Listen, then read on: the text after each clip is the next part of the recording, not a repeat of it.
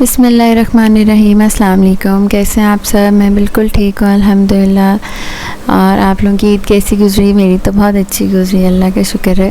तो मैंने सोचा अभी ईद के हवाले से आपके साथ रेसिपीज़ शेयर करूँ, ताकि ये कि आप लोग भी अच्छे से ये रेसिपीज़ इंजॉय करें। तो आज मैं आपके साथ लेके आई हूँ नमकीन गोश्त की रेसिपी। इजी रेसिपीज़ बता रही हूँ ताकि ये कि हर कोई आसानी से बना ले, और बहुत अच्छा और बहुत मज़ेदार बनता है ये। तो चलिए स्टार्ट करते हैं। सबसे पहले मैंने एक पैन में लिया गोश्त। मैंने तकरीबन 1.5 किलो के करीब गोश्त लिया था, और ये आप देखिए इसमें बड़े पीसेस हैं और हड्डी के साथ गोश्त है। थोड़ा बोनलेस भी है, थोड़ा हड्डी वाला भी है, और थोड़ा चिकना गोश्त भी है, मतलब इसमें चिकनाई भी शामिल है। और आपने ऐसा ही गोश्त लेना है जिसमें थोड़ी सी चर्बी भी हो, ताकि उसका फिर टेस्ट बहुत अच्छा आता है। और बहुत कम मसाले इसमें जाते हैं। सबसे पहले मैंने इसमें तकरीबन 1.5 चम्मच बड़ा मैंने नमक का डाला, फिर भी आप अपने हिसाब से कम ज़्यादा कर सकते हैं।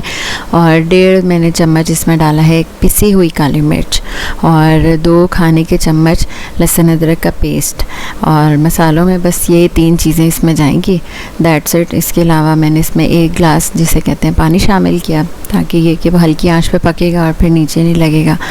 और तकरीबन 4 से 5 खाने के चम्मच तेल, बस। इससे ज़्यादा तेल आपने नहीं डालना, क्योंकि चर्बी वाला गोश्त है तो वो अपनी भी बहुत ज़्यादा चिकनाई छोड़ता है, तो वो उसी ऑयल में और उसी में वो पकेगा अच्छे से।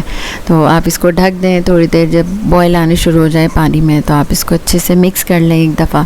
और अभी ये ज़्यादा लग रहा है पतीली में, लेकिन ये कि जैसे गोश्त पकने शुरू होता है तो वो बिल्कुल बैठ जाता है नीचे। और उसके बाद आप इसको ढक के पकाएँ। 2 से 3 घंटा आपने इसको हल्की आँच पर पकाना है। और कुकर में भी बन जाता है, लेकिन ट्रस्ट में आप इस तरह चूल्हे पे बनाएं हल्की आंच पे, उस गोश्त का जायका बिल्कुल मुख्तलिफ होता है, बहुत अच्छा बनता है।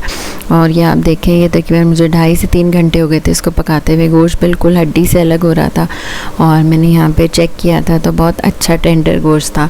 और अभी इसमें बहुत थोड़ा सा पानी था। आप इस जगह पे चूल्हा तेज़ करें और वो पानी खुश्क कर लें, और जो नीचे नीचे ऑयल होगा उसमें तकरीबन फ्राइड टेक्सचर आ जाता है गोश्त का। आपने बस इतनी देर के लिए इसको पकाना है कि नीचे से फ्राई सा टेक्सचर आ जाए इसका, दैट्स इट। और ये नमकीन गोश्त तैयार है। आप इसको रोटी के साथ सर्व करें, चावल के साथ सर्व करें, खाली खाएं, बेशक जैसे मर्ज़ी आपको अच्छा लगे।